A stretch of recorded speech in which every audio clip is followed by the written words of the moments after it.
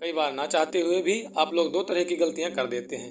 पहली, बिना पेशेंस रखे जल्दबाजी में डिसीजन ले लेना, और दूसरी, जरूरत से ज्यादा दूसरों पर डिपेंड हो जाना और फिर बाद में पछताते रहते हैं। क्योंकि जब तक आपको इन गलतियों का एहसास होता है तब तक बहुत देर हो चुकी होती है। और तो और एहसास होने के बाद भी यदि आप लोग इन गलतियों को सुधारने की कोशिश भी करते हैं तो इन गलतियों को सुधारने के चक्कर में आप फिर से यही गलतियां दोहरा देते हैं। क्योंकि यदि आपने एक बार ये गलतियां कर दी तो 90% चांस है कि आप इन्हें ठीक नहीं कर सकते। इसके पीछे क्या रीजन है, आज हम जानने की कोशिश करते हैं इस कहानी के माध्यम से। और आज हम जानेंगे कि यदि आप इन गलतियों को करने से बचना चाहते भी हैं तो उसका क्या तरीका हो सकता है। एक गांव में दो भाई रहते थे, दोनों की आपस में नहीं बनती थी। छोटे भाई का विवाह हुआ और वो अपने गृहस्थ जीवन को जीने लगा, किंतु बड़े भाई ने विवाह नहीं किया। वह दोस्तों के साथ घूमता, अय्यासी करता, शराब पीता, जो भी कमाता सब दोस्तों के पीछे खर्च कर देता। यदि कभी इसके किसी दोस्त को पैसों की जरूरत होती और इसके पास पैसे ना होते तो ये कर्ज लेकर के उनको देता। दोस्तों की हर तरह की परेशानी में उनका सहयोगी बनकर उनके साथ खड़ा रहता। इसी तरह अय्यासी करते हुए, पराई स्त्रियों के पीछे भागते हुए उसने आधी जिंदगी गुजार दी। शराब पीने के कारण अब तक उसे एक दो छोटी मोटी बीमारियां भी लग चुकी थी। और इस कहानी में मजे की बात तो अब आती है कि जब इसके पिता जीवित थे तब उन्होंने इसे विवाह करने के लिए लाख समझाया, किंतु तब ये नहीं माना। परंतु अब आधी उम्र निकल जाने के बाद इसके कुछ दोस्तों ने कहा कि हमारी जान पहचान में एक औरत है, चलो उससे तुम्हारा विवाह करवा देता हूँ। अब तुम बीमार भी रहने लगे हो, वो रहेगी तो कम से कम तुम्हें खाना तो बना कर दे देगी। ये मान गया और दोस्तों के साथ जाकर उस औरत को अपने घर ले आया। वो सोचता था कि उसके दोस्त ही उसके लिए सब कुछ हैं, वो सदैव उसकी भलाई ही चाहते हैं। उसकी परिस्थिति कैसी भी हो, अच्छी या बुरी, उसके दोस्त उसके साथ खड़े होंगे। किंतु उस औरत को घर लाने के कुछ सालों बाद ही उसे पता चलता है कि उसके दोस्त वास्तव में कभी उसके दोस्त थे ही नहीं, बल्कि वे तो अब तक उसके दोस्त इसलिए बने थे क्योंकि उन्हें मुफ्त की शराब पीने को मिलती थी और इसी की कमाई से उनके घर का खर्च चलता था। और तो और इसका विवाह करवाना भी इसके दोस्तों की एक बहुत बड़ी साजिश थी, क्योंकि इसके दोस्त जानते थे कि ये इतनी ज़्यादा शराब पीता है और बीमार भी रहता है, ये पता नहीं कब मर जाएगा। इसीलिए उन्होंने अपनी जान पहचान की एक अनाथ स्त्री के साथ इसका विवाह करवा दिया, ताकि इसके मरने के बाद इसकी सारी जमीन जायदाद उस स्त्री के नाम आ जाए। और जो कि वो स्त्री अनाथ है, इसलिए ये उसका सहारा देने के बहाने उसकी सारी संपत्ति को हड़प ले जाएं। ये सब पता चलने के बाद इसने उन दोस्तों का साथ तो छोड़ दिया, किंतु शराब पीना नहीं छोड़ा। कुछ ही दिनों बाद अचानक से इसकी हालत बहुत ही गंभीर हो जाती है। इलाज करवाना तो बहुत दूर की बात है, कोई इसे देखने तक नहीं आता। कई दिनों बीत जाने के बाद इसका छोटा भाई आता है और इसका इलाज करवाता है और इसके द्वारा लिए गए सारे कर्ज का भुगतान करता है।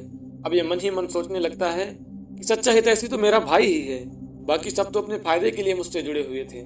और फिर जब ये कुछ ठीक हो जाता है तब इसका छोटा भाई इसके पास आता है और कहता है कि भैया तुम अपनी सारी संपत्ति मेरे नाम लिखवा दो, मैं जीवन भर तुम्हारी सेवा करूंगा और तुम्हारा बेहतर से बेहतर इलाज करवाऊंगा। अन्यथा तुम्हारे न रहने के बाद तुम्हारी सारी संपत्ति दूसरे लोग ही ले जाएंगे, मैं तो फिर भी तुम्हारा अपना हूँ। ये तुरंत मान जाता है, क्योंकि उस समय उसका भाई उसके लिए किसी भगवान से कम नहीं था। क्योंकि उस समय इतना बीमार था कि ना तो वह अपना इलाज स्वयं करवा सकता था और ना ही उस बीमारी से भाग सकता था। या फिर इसको यूं कह लीजिए कि उस समय वह एक ऐसी समस्या में फंस गया था जिसका समाधान ना तो वह स्वयं कर सकता था और ना ही उस समस्या से भाग सकता था और ना ही कोई दूसरा उसकी समस्या का समाधान करने वाला था। अब ऐसे में यदि उसके उस भाई ने आकर उसकी समस्या का समाधान किया जिसके साथ इसकी कभी बनती ही नहीं थी, तो उस समय तो इसका भाई इसके लिए भगवान ही था। इसीलिए तुरंत मान गया और अपनी सारी जमीन जायदाद, धन संपत्ति सब कुछ अपने भाई के नाम करवा दिया।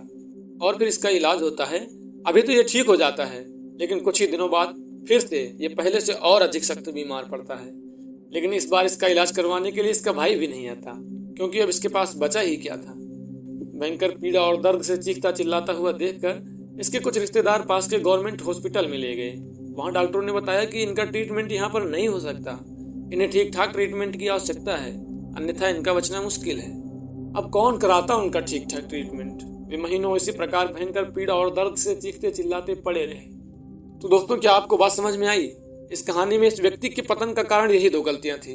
इसने जब भी कोई डिसीजन लिया बिना सोचे समझे सदैव ही जल्दबाजी में डिसीजन लिया, चाहे वह विवाह करना हो, चाहे दोस्तों के साथ अय्यासी करना हो, चाहे अपनी सारी संपत्ति अपने भाई को देना हो। और इसने जरूरत से ज्यादा दूसरों पर विश्वास भी किया, उन पर निर्भर रहा, चाहे वो फिर उसके दोस्त हों या फिर उसके भाई।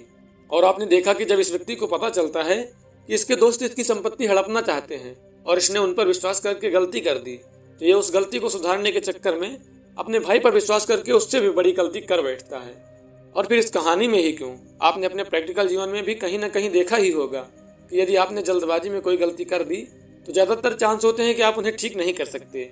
यदि कोशिश भी करते हैं तो फिर से कोई ना कोई गलती कर ही बैठते हैं। इसीलिए ध्यान रखें कि आप कभी भी जल्दबाजी में कोई डिसीजन ना लें। धैर्य बनाए रखें। यदि आप धैर्य बनाए रखेंगे तो आप हड़बड़ाएंगे नहीं, आपका दिमाग शांत रहेगा। यदि दिमाग शांत रहेगा तभी आप एक सही डिसीजन ले पाएंगे। और सही समय पर सही डिसीजन लेने के लिए मेजर पॉइंट होता है नॉलेज। इसलिए डे बाय डे अपने नॉलेज को भी इंक्रीज करते रहें। और यदि आप जानना चाहते हैं कि अपने नॉलेज को इंक्रीज कैसे करें तो मैंने अपने चैनल पर ऑलरेडी एक वीडियो बनाकर डाल रखा है, लिंक आपको डिस्क्रिप्शन में मिल जाएगा। और दूसरी बात, आवश्यकता से अधिक किसी पर भी विश्वास ना करें, क्योंकि आपको पता ही है इस दुनिया में बिना स्वार्थ के कोई कुछ नहीं करता। यदि कोई लड़की या लड़का आपसे प्रेम भी करता है तो भी उसे बदले में कुछ ना कुछ तो चाहिए ही, चाहे फिर वो प्रेम ही क्यों ना हो। यदि वीडियो पसंद आया हो तो वीडियो को शेयर करें और चैनल को सब्सक्राइब करें, ताकि इसी तरह के और भी वीडियो आपको मिलते रहें। और आज के वीडियो में बस इतना ही। अगले वीडियो में फिर मिलेंगे किसी नए टॉपिक के साथ। तब तक के लिए धन्यवाद।